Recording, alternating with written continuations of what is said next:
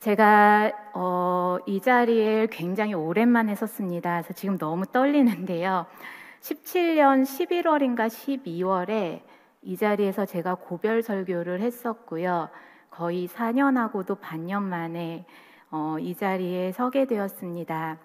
얼마나 긴장이 되던지 이틀 전에 꿈을 꾸었습니다.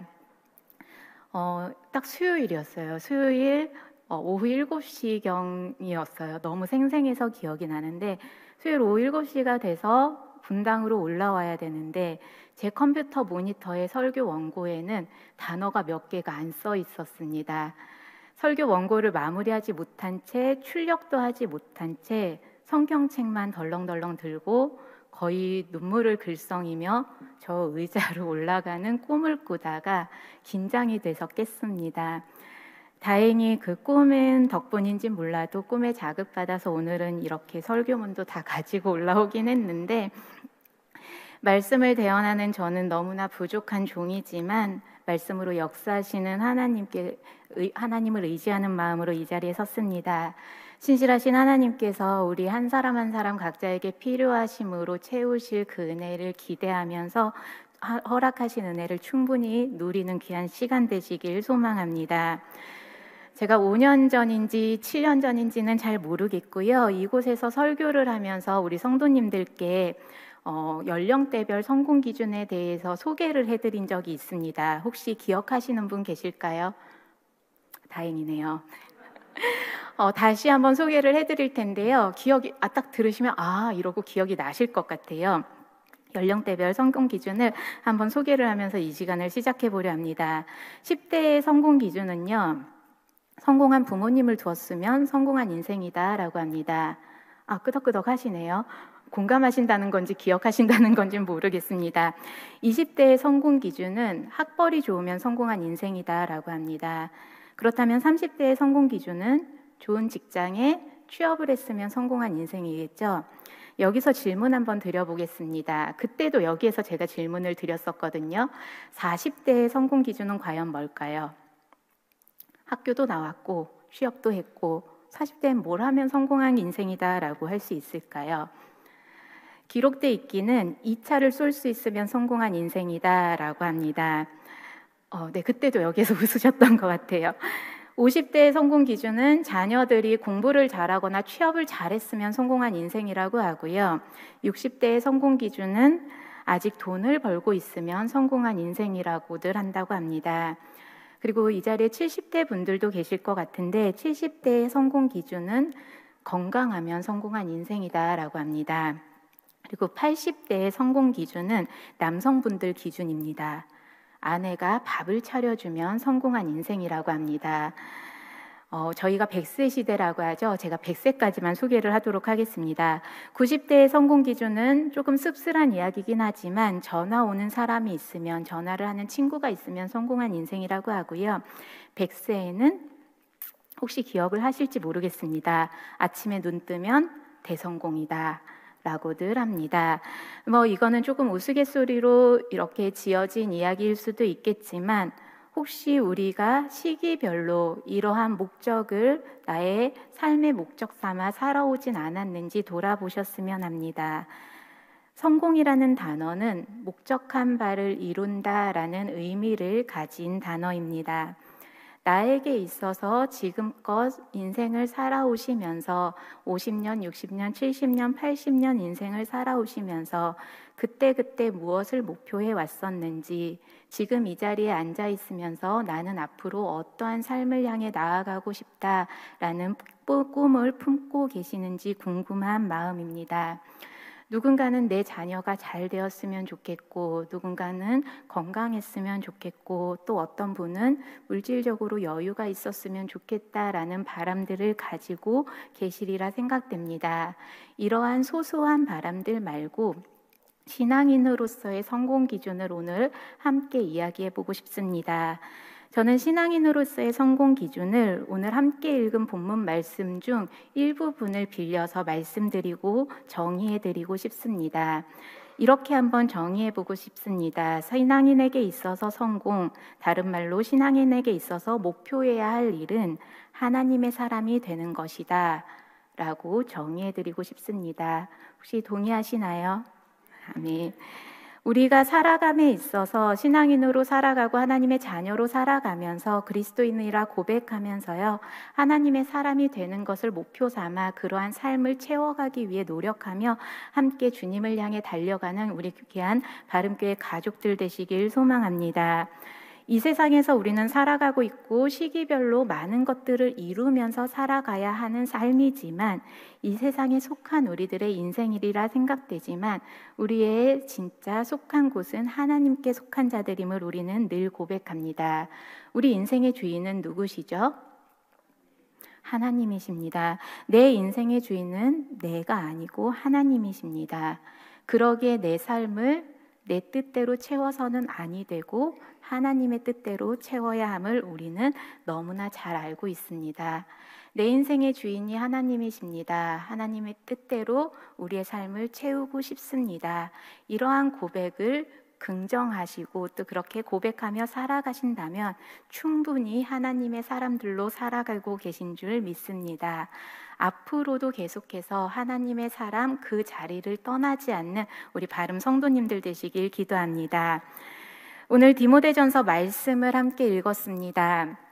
디모데는 바울이 에베소 교회를 사역하다가 그 뒤를 이어서 사역을 했던 젊은 목회자였습니다. 에베소 교회를 섬겼던 젊은 목회자였습니다. 당시 디모데가 에베소 교회를 사역해 나갈 때요, 에베소 교회가 굉장히 외적으로나 내적으로 흔들리는 상황에 처해 있었습니다. 외적으로는 거짓 교사들, 거짓 가르침들, 요즘 말로 이단이라고 하죠. 이단의 공격을 받고 있었고요. 내적으로는 하나님을 믿는다고 하면서도 권력과 욕망, 탐욕에 사로잡힌 사람들이 하나님의 자리에 자꾸 물질과 자신의 욕망을 채우려 그렇게 자리를 바꾸고 살아가는 모습을 보이게 됩니다. 디모데는 에베소 교회를 이끌고 그곳에서 사역을 하고 목회를 하면서요, 내적으로 외적으로 흔들리는 그런 모습을 보면서 심적으로 굉장히 지치고 힘든 상황에 놓이게 됩니다. 그렇게 어려움에 마주했다라는 디모데의 소식을 들은 바울이 그 소식을 듣고 디모데에게 편지를 해서 위로하고 격려하고 응원하면서 방향을 제시한 편지가 바로 디모데 전후서입니다. 그 편지 중 일부분을 저희가 함께 읽었는데요. 우리 오늘 함께 읽은 말씀 디모데전서 6장 11절 말씀만 다시 한번 함께 받겠습니다. 6장 11절 말씀입니다. 오직 너 하나님의 사람아, 것들을 피하고 의와 경건과 믿음과 사랑과 인내와 온유를 따르며. 아멘. 사도 바울이 디모데를 부르고 있습니다. 무엇라 부르고 있죠? 네, 자신 있게 대답하셔도 됩니다. 무엇라 부르고 있습니까? 네, 하나님의 사람아 라고 디모데를 부르고 있습니다. 하나님의 사람, 참 복된 수식어입니다. 근데 이 복된 수식어가 성서에 나오는 모든 인물이 하나님의 사람임을 우리는 잘 알고 있는데요. 성서의 모든 인물들에게 이렇게 하나님의 사람이라고 부르지는 않았습니다. 구약에서 보면 이제 지칭되고 있을 때 모세, 사무엘, 엘리야, 엘리사, 다윗, 그리고 여러 선지자들에게, 몇몇 선지자들에게 하나님의 사람이라는 수식이 붙었다고 하고요. 신약에서는 디모데에게만 하나님의 사람이라는 수식이 붙고 있습니다. 모든 성경의 인물들이 하나님의 사람이겠지만 그중 특별히 이렇게 지칭되어 있는 인물들이 있다고 말씀드린 겁니다. 그런데 그렇게 바울은 하나님의 사람아 디모데를 부르면서 어찌 보면 낙심하고 있고 지쳐있는, 힘에 부쳐있는 디모데를 향해 오직 너 하나님의 사람아, 어떤 마음으로 이렇게 디모데를 불렀을까? 혹시 저에게 딸이 있는 건 알고 계시나요? 네, 저에게 5살 된 딸이 한 명 있는데요. 이름은 미나입니다. 근데 저는 이제 어렸을 때부터 미나에게 미나야 라고도 불러주었지만 엄마 딸 미나, 아빠 딸 미나 라고도 부릅니다. 그리고 엄마 아빠가 가장 사랑하는 딸 우리 미나야 라고 많이 불러주었습니다.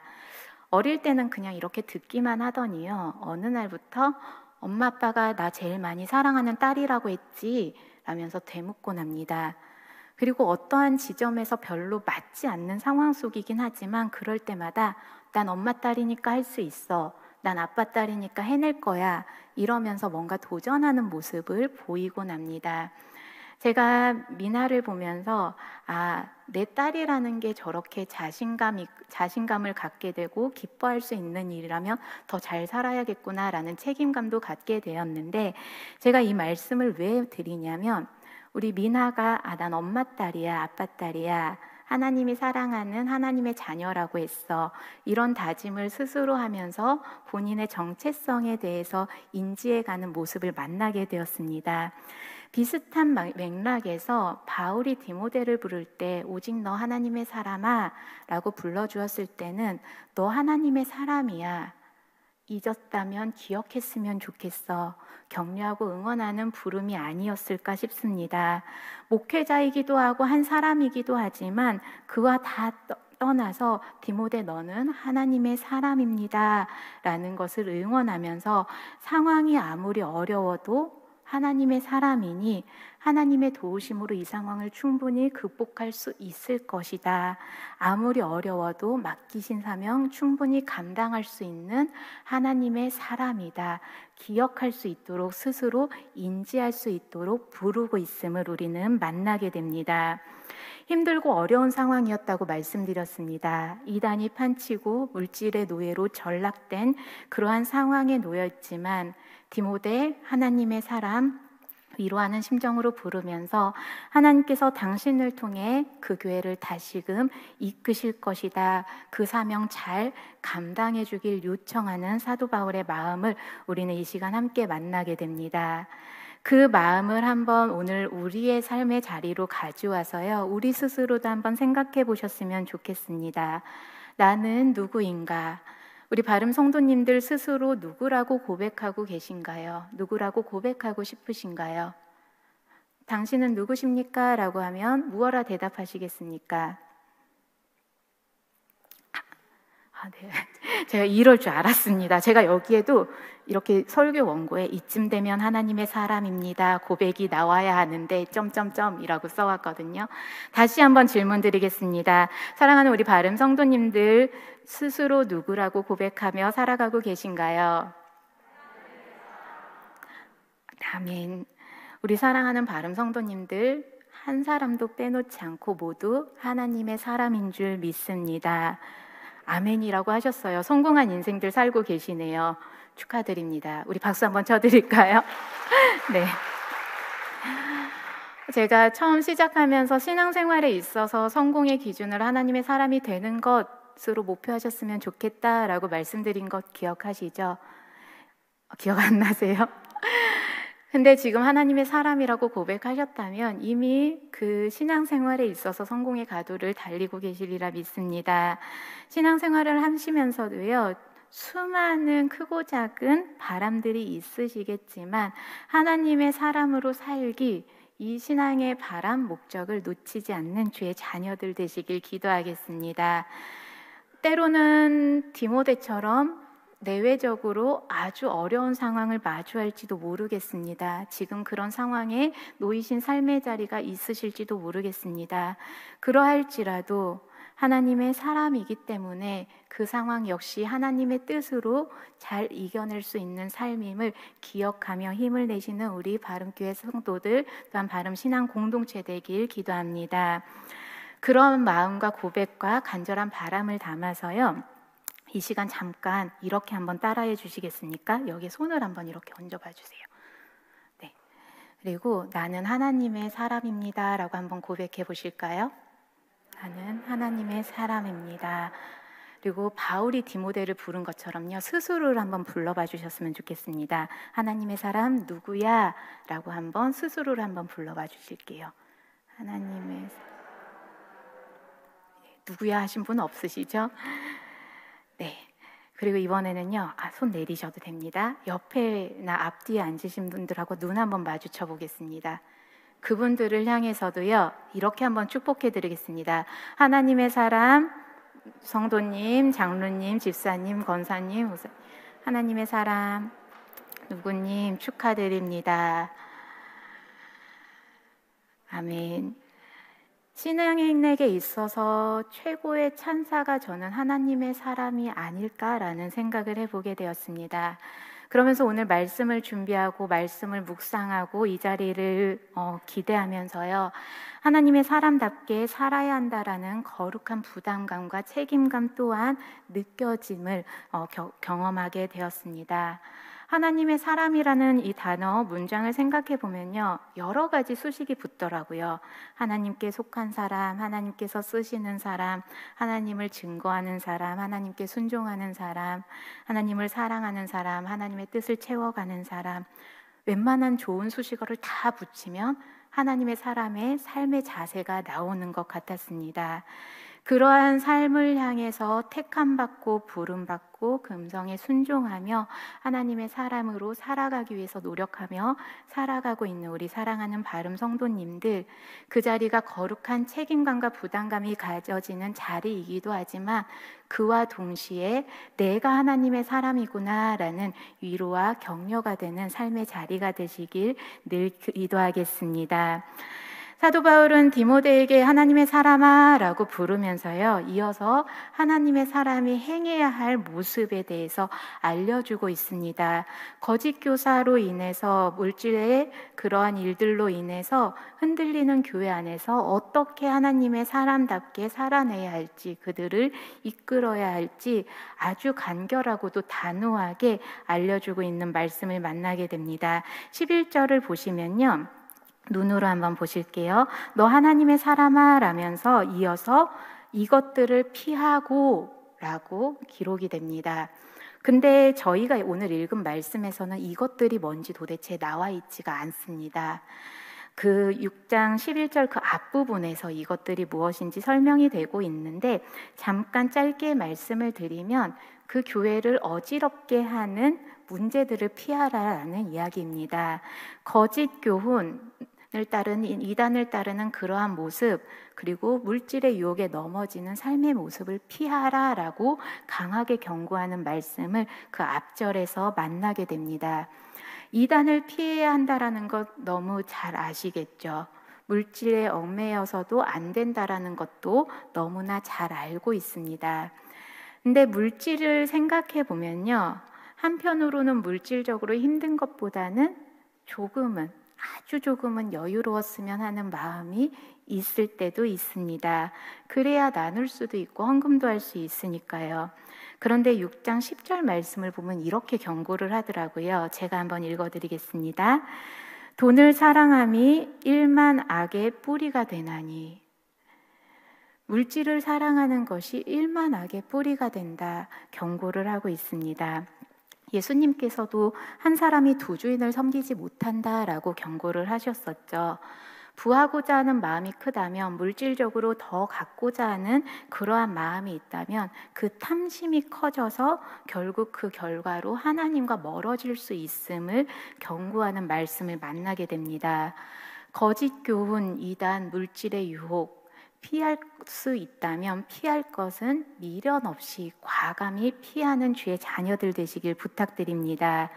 이렇게 이것들을 피하고 물질과 이단의 유혹을 피하라라고 명령한 후에요, 이어서 명령이 이어집니다. 11절 하반절부터 12절까지 말씀 우리 함께 받겠습니다. 의와부터 함께 받겠습니다. 의와 경건과 믿음과 사랑과 인내와 온유를 따르며 믿음의 선한 싸움을 싸우라. 영생을 취하라. 이를 위하여 내가 부르심을 받았고 많은 증인 앞에서 선한 증언을 하였도다. 아멘. 무엇을 따르라고 했습니까? 안 나오는구나. 의와 경건과 믿음과 사랑과 인내와 온유를 따르며. 네, 오늘 저녁에 이 정도는 외우고 가겠습니다. 다시 한번 함께 무엇을 따라야 하는지 함께 받겠습니다. 의와 경건과 믿음과 사랑과 인내와 온유를 따르며 무엇과 싸우라고 어떠한 싸움을 하라고 명령하고 있습니다. 믿음의 선한 싸움을 싸우라. 그리하여 영생을 취하라 라고 명령합니다.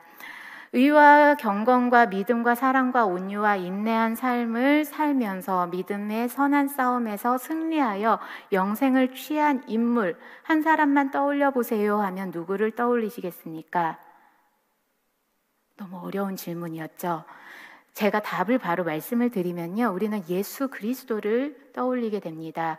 의와 경건과 믿음과 사랑과 온유와 인내한 삶을 가장 본이 되게 삶을 살아내셨고 믿음의 선한 싸움에서 승리하셔서 영생을 취한 예수 그리스도의 삶의 모습, 그 삶을 따라 그 삶을 닮아 살아내는 것이 바로 하나님의 사람의 모습임을 바울은 다시 한번 조금 더 구체적으로 알려주고 있음을 만나게 됩니다. 예수 그리스도는 이 땅에 오셔서 의로운 삶이 어떠한 삶인지, 경건의 신앙의 모습은 어떠한 자세인지, 믿음의 삶 어떻게 사랑해야 되는지, 또 어떻게 인내하고 온유하면서 그러한 삶들이 선한 영향력을 어떻게 끼쳐내는지, 하나님의 복음이 어떻게 증거되는지 그 삶을 통해서 보여주셨습니다. 그리고 그렇게 믿음의 선한 싸움에서 승리하신 분이 바로 우리 예수 그리스도십니다. 예수 그리스도답게 예수 그리스도처럼 예수 그리스도 따라 살아가는 삶이 되어야 함을 오늘날 우리에게도 명령하고 계신 줄 믿습니다. 바울은 당시 디모데에게 당신들 교인들에게 가르칠 때 예수님의 삶을 가르쳐서 그들이 피할 수 있도록, 그들이 따르고 싸우고 취할 수 있도록 가르치고 양육하고 그 가운데 사랑과 인내와 온유로 그들을 끝까지 품으면서 믿음의 선한 싸움에서 승리할 때까지 함께 할 것을 요청하는 바울의 마음을 만나게 됩니다. 그렇게 도우면서 디모데 역시 그러한 삶을 살아낼 것을 권유하는 바울의 목소리를 듣게 됩니다. 피하고 따르라, 싸우라, 취하라 명령어가 이어집니다. 그러면서 12절 중반부를 다시 한번 눈으로 보시면요, 이렇게 고백이 됩니다. 내가 이를 위하여 내가 부르심을 받았다. 이러한 삶을 위하여 당신이 부르심을 받은 사람입니다 라는 것입니다. 예수 그리스도를 닮은 삶, 하나님의 사람답게 사는 삶을 살아내기 위하여 부름을 받은 디모데라는 말씀입니다. 그러한 삶을 살아내기 위하여 부름을 받은 우리 바름 성도님들이라는 말씀임을 기억하셨으면 좋겠습니다. 피할 것은 피하고 무엇을 따르라고 하셨죠? 의와 경건과 믿음과 사랑과 온유와 인내와 온유, 그것을 따르고 어떻게 싸우라고 하셨죠? 믿음의 선한 싸움을 싸우고 무엇을 취하라? 영생을 취하라. 그러한 삶을 충분히 살아내시는, 그렇게 예수 그리스도를 닮은 하나님의 사람들로 살아내시는 주의 종들 되시길 기도하겠습니다. 마지막으로 14절 말씀 함께 받겠습니다. 14절입니다. 우리 주 예수 그리스도께서 나타나실 때까지 흠도 없고 책망받을 것도 없이 이 명령을 지키라. 아멘. 14절에서 다시 한번 강조하고 있습니다. 예수 그리스도 다시 나타내실 때까지 흠도 없고 책망받을 것 없이 실수하지 말고 내가 명령한 이 명령들 잘 지켜줘 라고 당부하는 바울의 명령을, 단호한 명령을 듣게 됩니다. 다시 한번 말씀드립니다. 사도 바울이 명령한 이 단호한 명령들 잘 지키며 나아가는 주의 종들 되시길 기도합니다. 제가 계속 뭘 피하고 뭘 취하고 뭘 싸우고 뭘 따르라고 했는지 여러 번 여쭤봤으니까 이제 여쭤보지 않겠습니다. 5가지 명령, 지키라는 건 빼고요. 4가지 명령 기억하시죠? 이 명령들을 쭉 한번 머릿속으로 생각을 해보시면요, 신앙생활 하시는 게 참 치열할 수밖에 없겠다라는 생각이 듭니다. 뭘 싸워야 되고 취해야 되고 따를 것도 많고 피할 것도 많습니다. 근데 그것들이 삶의 자리에 있어서 굉장히 쉽게 부딪히고 넘어지고 유혹받고 또 지키기 힘든 그러한 명령들이기에 이 신앙의 삶의 자리가 어려울 수도 있겠다라는 생각이 듭니다. 그런데 당시 바울은 디모데에게 이렇게 명령을 하면서요, 너 혼자 잘 지켜봐 라고 하지 않았습니다. 이미 바울이 디모데에게 이렇게 편지를 썼다는 것은 당신의 사역을 내가 응원하고 지지하고 돕습니다. 하나님의 사람임을 늘 기억하여 주십시오. 그 사역에 동참하는 마음으로 편지를 썼음을 우리는 떠올려 볼 수 있습니다. 하나님께서 우리 한 사람 한 사람 하나님의 사람으로 부르셨는데요. 한 사람 한 사람 각자 삶의 자리에서 전투하면서 신앙생활 지켜나가 라고 하신 것이 아니라 그 신앙의 자리를 잘 지켜낼 수 있도록 바름 신앙 공동체로 부르셨음을 믿습니다. 이 바름교회 신앙 공동체 안에서 함께 신앙의 길을 걸으며 또 함께 하나님의 사람으로 변화해가며 성장해가며 서로 돕고 협력해 나가며 정말 하나님의 뜻대로 하나님의 사람답게 하나님의 교회답게 성장해 나갈 수 있으리라 믿습니다. 그러한 교회를 위해서도 우리 아까 엔젤스 중창단에서도 교회를 교회되게라며 찬양을 해주셨는데요.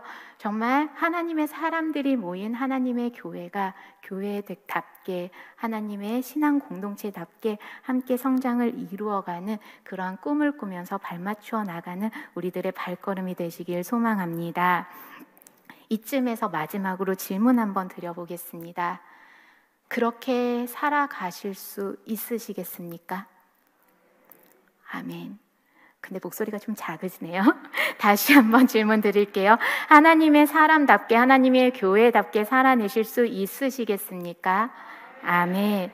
하나님의 사람으로 예수 그리스도의 삶을 닮은 모습으로 피할 것은 피하고 따라야 할 것은 분명히 따르면서 싸워 승리하고 영생을 취하는 신앙인의 삶을 우리는 잘 지켜낼 수밖에 없습니다.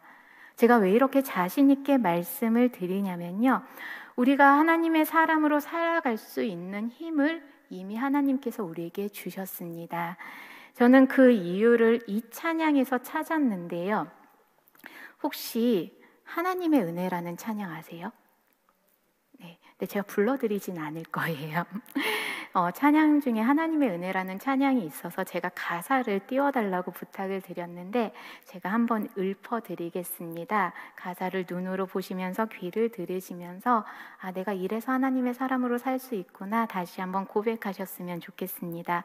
네, 나를 지으신 이가 하나님, 나를 부르신 이가 하나님, 나를 보내신 이도 하나님, 나의 나된 것은 다 하나님 은혜라. 나의 달려갈 길 다가도록, 나의 마지막 호흡 다하도록, 나로 그 십자가 품게 하시니 나의 나된 것은 다 하나님 은혜라. 한량없는 은혜, 갚을 길 없는 은혜, 내 삶을 애워싸는 하나님의 은혜, 나 주저함 없이 그 땅을 밟음도 나를 붙드시는 하나님의 은혜. 아멘. 우리를 지으시고 우리를 부르시고 우리를 보내시고 우리를 우리답게 하나님의 사람답게 세우신 분이 바로 하나님이시고 그 하나님의 은혜로 살아가는 우리들입니다. 우리는 하나님의 부르심을 받은 하나님의 사람들입니다. 세상이 뭐라고 하든 세상의 시선이 어떠하든 하나님께 부름받아 하나님의 사람으로 살아가는 이 삶의 자리가 얼마나 행복한 삶인지 늘 고백하시는 우리 주님의 자녀들이 되었으면 좋겠습니다. 그러한 고백을 담아서요, 어떠한 상황에서도 어떠한 어려움 앞에서도 어떤 무너진 삶의 자리일지라도 오직 하나님의 은혜로 하나님의 사람으로 살아가고 있음을 기억하시면서 나는 이러한 삶일지라도 하나님의 사람입니다. 하나님께서 내 삶을 하나님의 사람답게 살아낼 수 있도록 붙들어 주실 줄 믿습니다. 그렇게 고백하는 귀한 삶이 되시길 소망합니다. 또한 누가 보아도 하나님의 사람으로 살아가는 귀한 인생길 되시길 기도합니다. 서로를 바라보셨을 때도요, 하나님의 사람이구나 느껴져서 그 느낌을 마음에만 담아두는 것이 아니라 당신 정말 하나님의 사람인 것 같아요 라고 격려해주는 우리 신앙 공동체가 되었으면 좋겠습니다. 그렇게 살아가실 때 하나님의 뜻을 충분히 담아내는 하나님의 사람으로서 살아내는 귀한 삶이 될 줄 믿습니다. 오늘 이 저녁 기도하실 때 또한 앞으로 신앙의 삶의 발걸음을 옮기실 때 하나님의 사람임을 다시 한번 고백하시면서 늘 기억하시면서 위로받으시면서 격려받으시면서 이어가는 신앙의 삶이 되시길 기도하겠습니다. 같이 기도하시겠습니다. 늘 우리를 귀한 사랑으로 돌보아 주시는 하나님 감사드립니다. 하나님의 사람이라 일컬어 주시고 불러주신 은혜 또한 감사드립니다. 우리가 살아가면서 세상의 성공을 바라기보다 참된 믿음의 고백으로 참 그리스도인으로 살아가는 죄 종들 될 수 있도록 인도하여 주시옵소서. 하나님의 사람임을 늘 기억하며 부르심대로 순종하게 하는 주의 자녀들 되게 하여 주시옵소서. 특별히 코로나 이후 회복을 꿈꾸며 나아가는 삶의 발걸음들을 지켜주시고 인도하여 주셔서 어려움도 잘 극복하게 하시고 성장과 성숙을 고백하는 시간들 되게 하옵소서. 이 시간 함께 예배드린 사랑하는 바른 가족들 모두가 세상에서 하나님의 사랑을 전하고 복음을 증거하는 삶으로 살아갈 수 있도록 하나님의 사람으로서 당당히 서 있을 수 있도록 함께하여 주실 줄 믿고 감사드리며 사랑의 주 예수 그리스도 이름으로 기도드립니다. 아멘.